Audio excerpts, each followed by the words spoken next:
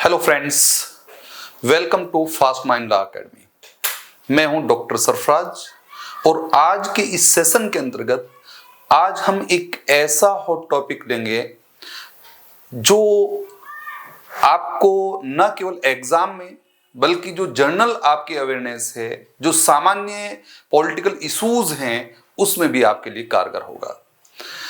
आज के इस सेशन में हम देखेंगे कि जो वर्तमान समय में वाइस प्रेसिडेंट भारत के उपराष्ट्रपति जगदीप धनखड़ जी के द्वारा जो इस्तीफा दिया गया, त्याग पत्र दिया गया, क्या उससे कोई कॉन्स्टिट्यूशनल क्राइसिस उत्पन्न हो गए हैं?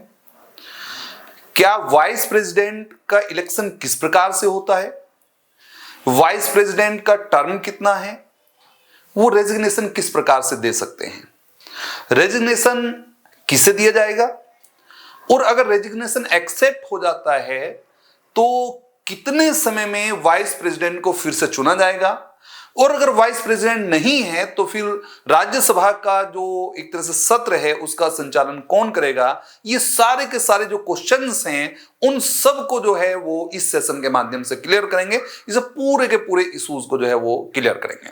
वर्तमान समय में आप देख रहे हैं, अगर आप पॉलिटिकल इश्यूज के रूप में देखते हैं, हर एक जो है वो पक्ष और विपक्ष देखते हैं। पक्ष का एक आरोप है, विपक्ष का एक आरोप है, जो कि उपराष्ट्रपति महोदय के द्वारा त्याग पत्र दे दिया गया। तो त्याग पत्र के रीजन क्या है? किन रीजन्स पे त्याग पत्र दिया गया? क्यों त्याग पत्र दिया गया? क्या त्याग पत्र एक्सेप्ट जो है वो करने के लिए बाउंड थे? और अगर त्याग पत्र दे दिया गया, क्या वो अभी भी पद पर बने रहेंगे? ये पूरा का पूरा पोर्शन जो है वो आज इस सेशन के माध्यम से क्लियर करेंगे। सबसे पहले एक छोटी सी चीज आपको मैं क्लियर कर दूं कि देखिए, जब हम देखते हैं भारत की जो संसद है, जो इंडियन पार्लियामेंट है, उसके अंतर्गत दो सदन है, दो हाउस हैं, टू हाउस हैं। एक आप बोलते हैं लोकसभा, जिसे आप हाउस ऑफ पीपल कहते हैं। एक बोलते हैं आप राज्यसभा, जिसे आप काउंसिल ऑफ स्टेट कहते हैं। नॉर्मली लोकसभा का सत्र का जो संचालन किया जाता है वो लोकसभा का अध्यक्ष उसकी अध्यक्षता करते हैं। राज्यसभा का जो सत्र होता है, जो काउंसिल ऑफ स्टेट का जो सेशन है, जब वो चल रहा है तो उस समय उसकी अध्यक्षता पदेन अध्यक्ष उसके होते हैं वाइस प्रेसिडेंट। उपराष्ट्रपति उसके पदेन सभापति होते हैं, चेयरमैन होते हैं। तो नॉर्मली जो है वो एक ये कई बार क्वेश्चन बनता भी है कि कौन सा ऐसा हाउस है जिसका वो व्यक्ति मेंबर नहीं होता है, जो उसका जो है चेयरमैनशिप करता है, तो वो काउंसिल ऑफ स्टेट होता है, वो राज्यसभा होता है। तो कुल मिला के बात ये है कि बात जो है समस्या ये नहीं है कि केवल उपराष्ट्रपति महोदय ने इस्तीफा दे दिया। बात ये भी है कि उस समय काउंसिल ऑफ स्टेट का सेशन जो है वो चल रहा था और काउंसिल ऑफ स्टेट का जो है, जो राज्यसभा का जब सत्र चल रहा है, उस समय अगर त्याग पत्र दे दिया जाता है तो क्या सत्र में कोई जो है वो प्रॉब्लम क्रिएट हो रही है? क्या सत्र को नहीं चलाया जा सकता है? किस प्रकार से फिर सत्र को चलाया जाएगा? ये सारे क्वेश्चंस जो है वो अराइज हो रहे हैं, जो आपके मन में जो है वो एक तरह से प्रॉब्लम क्रिएट कर रहे हैं, जो आपको ऐसा लग रहा है कि एग्जाम के हिसाब से भी और अदरवाइज भी आप इस बात को नहीं समझ पा रहे हैं कि क्यों जो है उपराष्ट्रपति महोदय ने एकदम त्याग पत्र दे दिया। और अगर त्याग पत्र दे दिया और जो है यहां पर आप देखेंगे कि भाई जो है त्याग पत्र देने के बाद जो है क्या स्थिति उत्पन्न होगी, कितने दिन में उनका इलेक्शन किया जाएगा, इलेक्शन के माध्यम से कौन कौन उस इलेक्शन में पार्टिसिपेट करेंगे, क्या उसमें जो है वो सत्ता पक्ष और विपक्ष में कोई जो है वो ऐसा जो है प्रॉब्लम क्रिएट हो सकती है, क्या विपक्ष को उसका कोई बेनिफिट मिल सकता है या केवल जो है सत्ता पक्ष का ही जो है वो पूरे तरीके से जो है उपराष्ट्रपति होगा? ये सारे के सारे क्वेश्चंस जो है वो आपके मन में बने हुए हैं, उसके क्वेश्चन के हिसाब से भी, जो है एग्जाम के हिसाब से भी और अदरवाइज भी ये क्वेश्चंस आपके मन में हैं। तो पहला सबसे पहले एक बात कि अगर आप इंडियन कॉन्स्टिट्यूशन को आप देखेंगे, उसे दृष्टि में रखेंगे, सबसे पहला काम हमारा यह है कि किसी भी जो है विवेचना को, किसी भी बात को कहने से पहले, क्योंकि ये कॉन्स्टिट्यूशनल जो है वो आपने कहा ऑफिस है, ये एक संवैधानिक पद है और इसके बारे में आपको सबसे पहले जो है कॉन्स्टिट्यूशन की जानकारी का होना जरूरी है। इसके लिए मैं आपको बता दूं कि भारतीय संविधान, इंडियन कॉन्स्टिट्यूशन का आर्टिकल नंबर 63 आपको इस बात को स्पष्ट करता है कि भारत के एक उपराष्ट्रपति होंगे, भारत के एक उपराष्ट्रपति होंगे। ये बात आपने साफ कर दी। इसका मतलब साफ है कि ये जरूरी है कि भारत के एक उपराष्ट्रपति होंगे, एक वाइस जो है वो प्रेसिडेंट रहेंगे। अब दूसरा जो पोर्शन है आर्टिकल नंबर 64, वो आपको इस बात को स्पष्ट करता है कि जो वाइस प्रेसिडेंट हैं वो एक्स ऑफिसियो जो है वो चेयरमैन होंगे of the council of state. वो राज्यसभा के पदेन सभापति होंगे, केवल इस कारण से कि वो पद पर हैं, क्योंकि वो उपराष्ट्रपति हैं, इस वजह से जो है वो राज्यसभा के सभापति होंगे। इसका मतलब राज्यसभा के जो सत्र का संचालन होगा उसके जो सभापति होंगे वो उपराष्ट्रपति होंगे, वो सत्र का संचालन कराएंगे, वो सत्र के जो है वो कर्तव्यों का निर्वहन कराएंगे। तो अब ये तो बात जो है वो क्लियर हो गई कि जो है एक उपराष्ट्रपति होंगे, और उपराष्ट्रपति वो राज्यसभा के सदस्य नहीं है, वो राज्यसभा के सदस्य नहीं होते हैं, बल्कि वो उपराष्ट्रपति हैं। उपराष्ट्रपति पद उनके पास है, इसी वजह से वो पदेन सभापति होते हैं, पद के कारण वो सभापति होते हैं राज्यसभा के। ये बात भी जो है यहां पर क्लियर हुई। अब बात यह है कि जब राज्यसभा के वो सभापति हैं तो नॉर्मली एक जो है एक व्यू ये भी आता है कि अगर किसी वजह से राष्ट्रपति महोदय जो है अपना त्याग पत्र दें, या राष्ट्रपति महोदय की जो है तबीयत खराब हो, कोई जो है स्वास्थ्य कोई ऐसा कारण हो कि वो कार्य नहीं कर सकते हैं, या एनी अदर कोई रीजन हो, तो फिर उपराष्ट्रपति ही राष्ट्रपति का कार्य करते हैं, फिर राष्ट्रपति का जो है कार्य भी उपराष्ट्रपति संभालते हैं। अब दो कंडीशन है कि मान लीजिए कि भाई उपराष्ट्रपति महोदय ने त्याग पत्र दे दिया और राष्ट्रपति है नहीं, या किसी वजह से स्वास्थ्य कारणों से वो कार्य नहीं कर सकते हैं, तो ऐसे दशा में फिर कौन जो है वो राष्ट्रपति कार्य करेगा? तो ये कंडीशन, ये भी क्वेश्चन आपके एग्जाम के हिसाब से भी आपका आता है, और नॉर्मल भी आपको पता होना जरूरी है कि उस समय जो चीफ जस्टिस ऑफ इंडिया होते हैं, जिसे आप सीजीआई कहते हैं, फिर वो राष्ट्रपति के कर्तव्यों का निर्वहन करते हैं। इसका मतलब साफ है कि एक चेन है। एक चेन ये है कि सबसे पहले भारत के एक राष्ट्रपति हैं, आर्टिकल नंबर 52 आप देखते हैं। उसके बाद आपने कहा आर्टिकल नंबर 63 को देखते हैं कि भारत के एक उपराष्ट्रपति हैं। और दूसरी कंडीशन यह है कि अगर राष्ट्रपति नहीं है तो उस समय राष्ट्रपति कर्तव्यों का निर्वहन करेंगे उपराष्ट्रपति, और अगर उपराष्ट्रपति भी नहीं है और राष्ट्रपति भी नहीं है तो उस समय कर्तव्यों का निर्वहन राष्ट्रपति करेंगे। जो सीजीआई हैं, चीफ जस्टिस ऑफ इंडिया हैं, उच्चतम न्यायालय के मुख्य न्यायाधीश हैं, वो फिर जो है वो कर्तव्यों का निर्वहन करेंगे। तो ये एक जो है वो कॉन्स्टिट्यूशनल जो स्थिति है, स्टेटस है, वो इस प्रकार से बना हुआ है। अब यहां का जो पोर्शन है, जो कॉन्स्टिट्यूशनल क्राइसिस क्या आ गए हैं, कुछ लोग कह रहे हैं जी अब कैसे होगा, क्या ड्यूरिंग द जो है सेशन जो है एकदम इसमें जो है वो इलेक्शन होना जरूरी है, और अगर इलेक्शन नहीं होता है तो फिर उसका क्या इफेक्ट होगा, क्या जो सत्र चल रहा है उसकी संवैधानिकता पर कोई प्रॉब्लम आएगी। ये सारे बहुत सारे रीजंस हैं।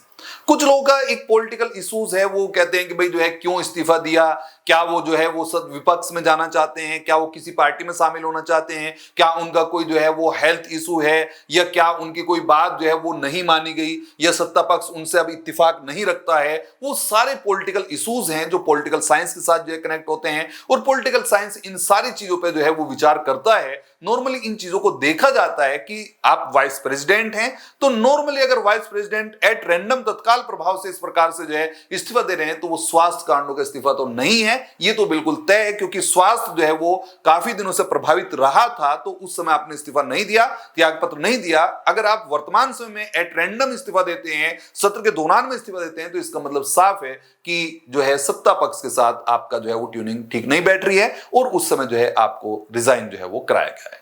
तो यहां पर जो है, लेकिन आपने क्योंकि रेजिग्नेशन में कारण लिखा है कि मेरे स्वास्थ्य कारण, हेल्थ इश्यूज की वजह से जो है वो इस्तीफा दिया गया है, तो ये रीजन माना जाएगा, यही कारण माना जाएगा क्योंकि आपने वो दिया है। अब हम कॉन्स्टिट्यूशनल एक जो है स्थिति देखते हैं कि इसका क्या इफेक्ट है, कौन प्रेसिडेंट हो सकता है, वाइस प्रेसिडेंट कौन हो सकता है। सबसे पहला पोर्शन ये हम देख रहे हैं इस सेशन के अंतर्गत। जो है थोड़ा सा ध्यान से आप इसे देखेंगे, पूरी वीडियो को आप देखेंगे, बने रहेंगे लास्ट तक, तो आपको एक एक चीज क्लियर हो जाएगी। और अगर वो एग्जाम में भी आता है या विदाउट एग्जाम भी अगर आपके मन में कोई चीज है तो वो सारी चीजें क्लियर होंगी। यहां पर हम देख रहे हैं कि देखिए ये उपराष्ट्रपति हैं वाइस प्रेसिडेंट जगदीप धनखड़ जी, और इनका त्याग पत्र हो गया है। और हम देख रहे हैं कि एक जो आप देख रहे हैं कि हाउस, आपके पास दो हाउस हैं, जो मैंने आपको बताया। संसद के अंतर्गत दो सदन होते हैं, एक लोकसभा, एक राज्यसभा। नॉर्मली एमपी तो आपने सुना होगा, एमपी साहब आ गए। एमपी साहब का मतलब मेंबर ऑफ पार्लियामेंट, इसका मतलब संसद के सदस्य। संसद के सदस्य दो प्रकार से हो सकते हैं। वो लोकसभा के भी सदस्य हो सकते हैं, वो राज्यसभा के भी सदस्य हो सकते हैं। तो यहां पर जो है आपने साफ कर दिया, इसका मतलब सदन हुए दो, एक लोकसभा एक राज्यसभा। अब पहला जो क्वेश्चन है कि मान लीजिए राज्यसभा का जब सत्र संचालित होता है तो उसके जो सभापति होते हैं वो होते हैं पदेन सभापति, उपराष्ट्रपति होते हैं, जो इस समय जो है बने थे जगदीप धनखड़ जी। जगदीप धनखड़ जी यहां पर आप देख रहे हैं कि जो है उपराष्ट्रपति थे, वाइस प्रेसिडेंट थे, तो इसी वजह से जो है वो सभापति भी थे, चेयरमैन भी थे। और राज्यसभा के जो सत्र का संचालन होगा, जो एक तरह से पूरे तरीके से सत्र को चलाया जाएगा, वो सभापति जो है रहेंगे जगदीप धनखड़ जी, क्योंकि वो उपराष्ट्रपति थे, वाइस प्रेसिडेंट थे।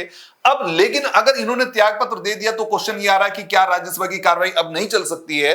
तो राज्यसभा की कार्रवाई चलेगी, और उस समय जो है अगर सभापति नहीं होते हैं राज्यसभा में तो उस समय एक उपसभापति भी होते हैं राज्यसभा में, और उपसभापति फिर जो है वो कार्यों को संचालित कराते हैं। तो यहां पर इस समय जो राज्यसभा के उपसभापति हैं वो हरिवंश नारायण सिंह है। इसका मतलब साफ है कि सभापति का पद आपका समाप्त, और यहां पर जो है उपराष्ट्रपति का पद आपके पास जो है नहीं है, इस समय उपराष्ट्रपति नहीं है, लेकिन उपसभापति हम देख रहे हैं राज्यसभा के। इसका मतलब जो है deputy chairman of council of state, तो ये हरिवंश नारायण सिंह। इसका मतलब साफ है कि राज्यसभा की कार्रवाई में कोई प्रॉब्लम नहीं आने वाली है। और क्यों? इस वजह से क्योंकि अगर सभापति नहीं भी होंगे, अगर वो रिजाइन कर देते हैं, उनका स्वास्थ्य खराब है, उन्हें रिमूव हटा दिया जाता है, कोई एनी अदर रीजन हो जाता है, तो फिर जो है राज्यसभा की कार्रवाई का जो संचालन कराएंगे वो उपसभापति कराएंगे, जो कि हरिवंश नारायण सिंह हैं। ये बात आपको क्लियर हो जाएगी। अब ये तो बात, ये जो क्वेश्चन आपके मन में था कि भाई राज्यसभा की कार्रवाई चल रही है तो राष्ट्रपति महोदय, उपराष्ट्रपति महोदय ने इस्तीफा दे दिया, तो अब क्या होगा उस कार्रवाई? तो कार्रवाई पे कोई इफेक्ट नहीं पड़ने वाला है, कार्रवाई बिल्कुल ठीक है। यहां पर अगर उपसभापति नहीं है तो फिर जो है सभापति नहीं है राज्यसभा के, तो उपसभापति काम करेंगे। इसका मतलब जो है अगर उपराष्ट्रपति महोदय ने त्यागपत्र दे भी दिया है तो सभापति का पद खाली हुआ है, तो फिर उपसभापति कार्रवाई जो है वो करते रहेंगे, वो संचालन कराते रहेंगे।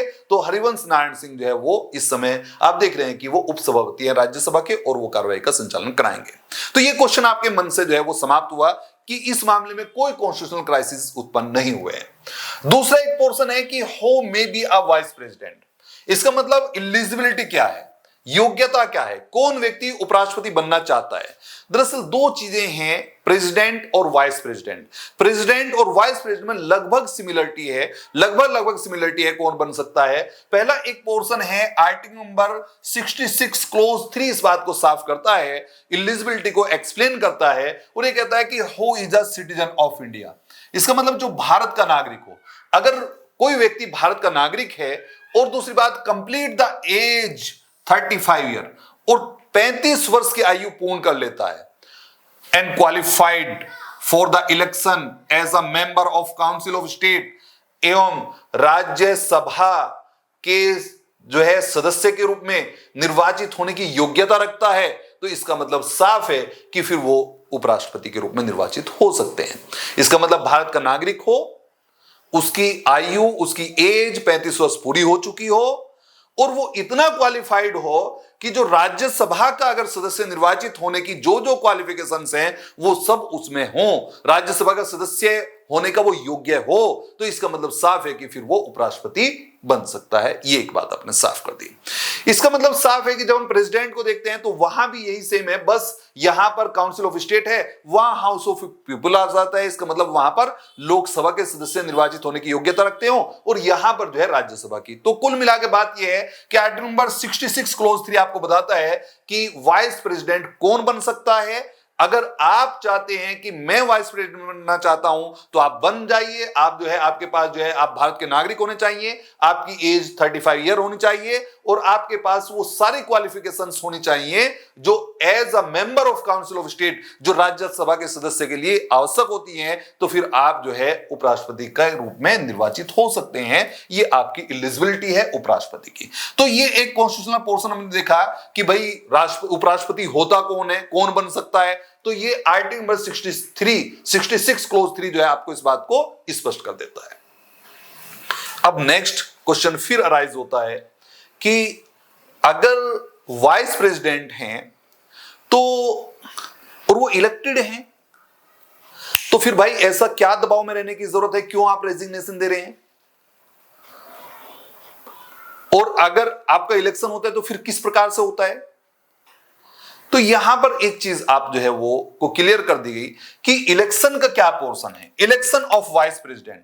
इसका मतलब उपराष्ट्रपति का जो निर्वाचन है, जो उसका चुनाव होता है, वो किस प्रकार से होगा, ये हम देख रहे हैं।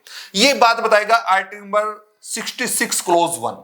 आर्टिकल 66 क्लोज 1, इसका मतलब अनुच्छेद 66 जो है उसका खंड 1 स्पष्ट करता है कि जो वाइस प्रेसिडेंट है, जिसे आप उपराष्ट्रपति कहते हैं, शैल बी इलेक्टेड, वो इलेक्टेड की जाएंगे by the members of N electoral college. जो एक तरह से आपने कहा कि देखिए जो इलेक्टोरल कॉलेज है उसके द्वारा, consisting of the members of both house of parliament, जो पार्लियामेंट के दोनों सदनों के सदस्यों से मिलकर बनेगा।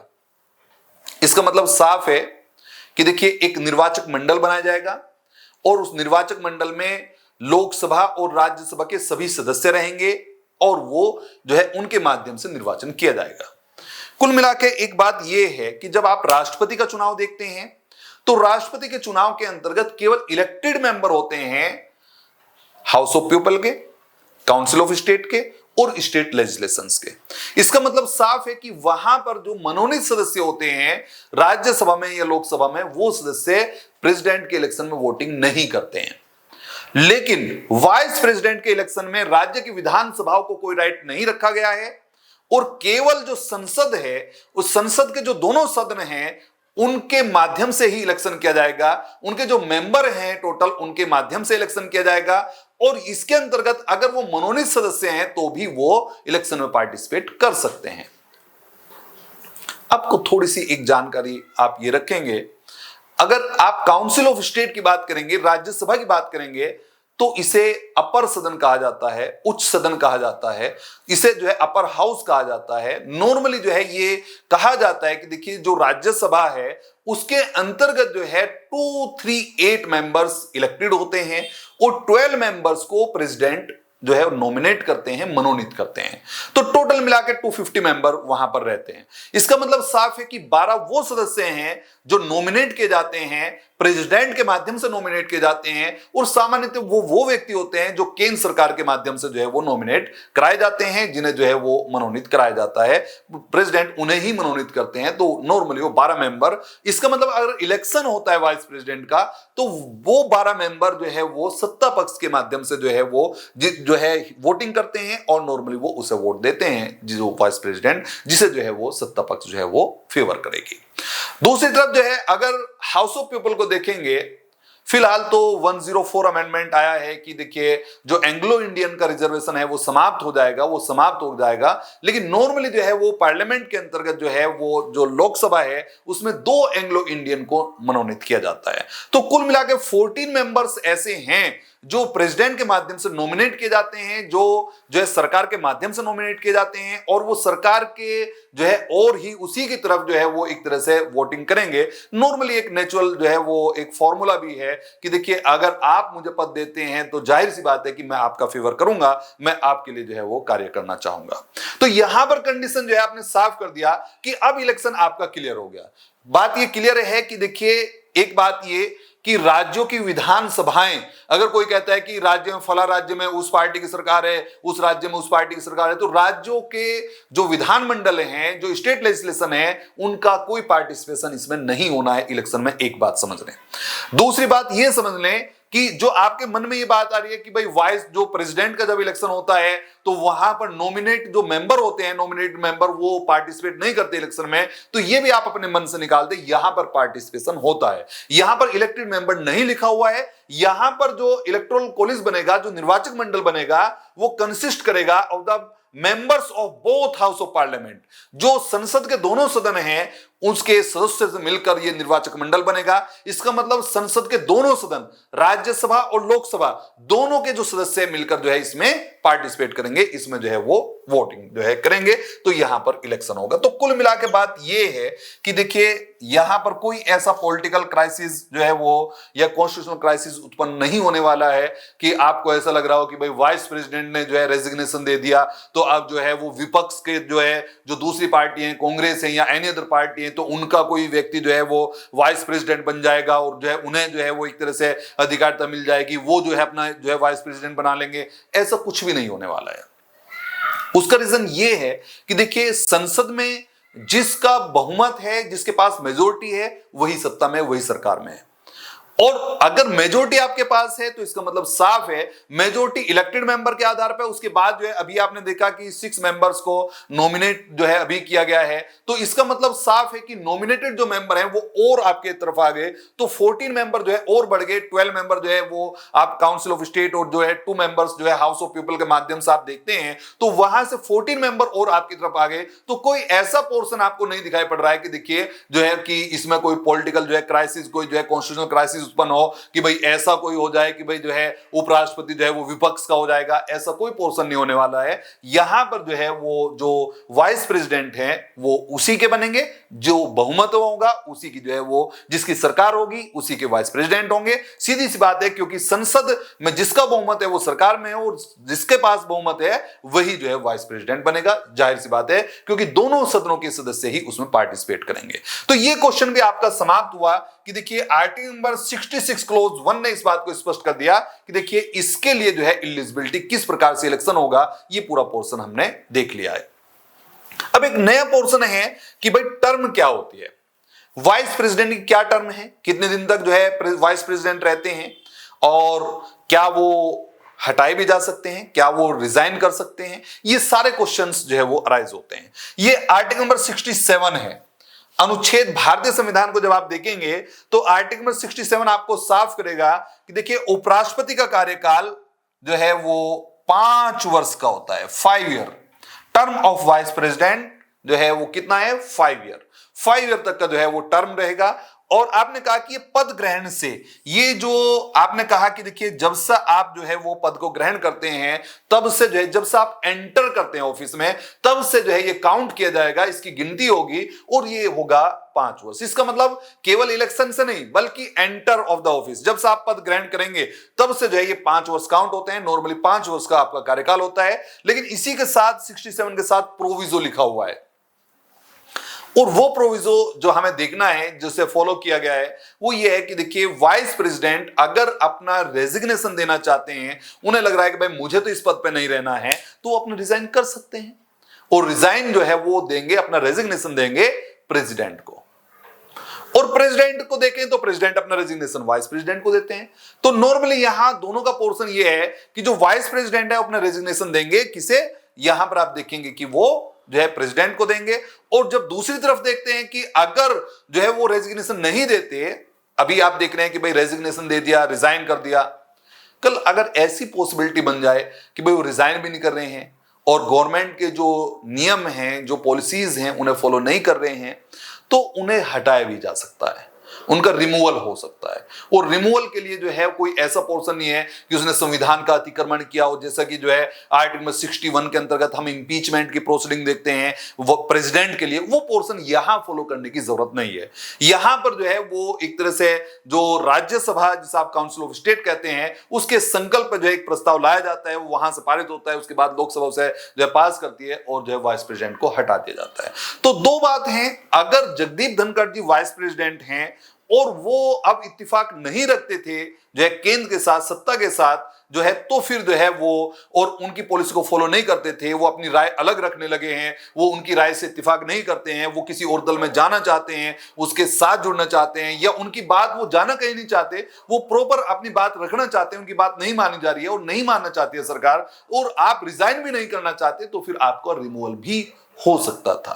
तो रिमूवल करने में भी ऐसी कोई प्रॉब्लम नहीं है कि आपको बस 14 डेज का नोटिस आपको देना था, उसके बाद जो है वो रिमूवल जो है संसद कर सकती थी। लेकिन यहां पर जो है आपने रिमूवल की कोई कंडीशन नहीं आने दी और जगदीप धनखड़ जी ने जो है तत्काल प्रभाव से जो है अपना त्याग पत्र दे दिया। तो ऐसी कंडीशन में हम देख रहे हैं कि क्या रेजिग्नेशन का पोर्शन है।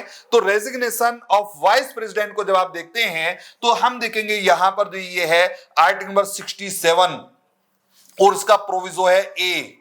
इसके proviso A B C 3 proviso इसमें दिए गए हैं आर्टिकल 67 में। तो ये कहते हैं कि उपराष्ट्रपति राष्ट्रपति को त्याग पत्र दे सकते हैं।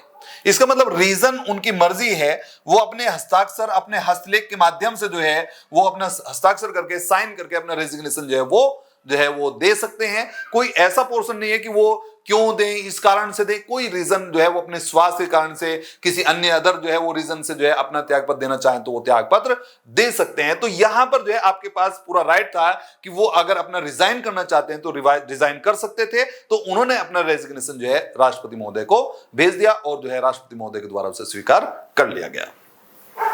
दूसरा पोर्शन अब ये है जिसपे जो है वो इशू जो है वो बन रहे हैं। नॉर्मली दो तरीके हैं। एक तो बात यह है कि वाइस प्रेसिडेंट जो है वो रिजाइन कर देते हैं। दूसरी बात यह है कि वाइस प्रेसिडेंट को रिमूवल हो जाता है, उसने हटा दिया जाता है, या एनी अदर रीजन से वो काम नहीं कर पाते हैं। तो क्या अगर वो नहीं रहे हैं तो क्या पद खाली हो जाएगा, क्या उपराष्ट्रपति का पद खाली रहेगा? तो इस बात को आप थोड़ा ध्यान रखें कि राष्ट्रपति का पद खाली नहीं होगा, उपराष्ट्रपति का पद खाली नहीं होगा।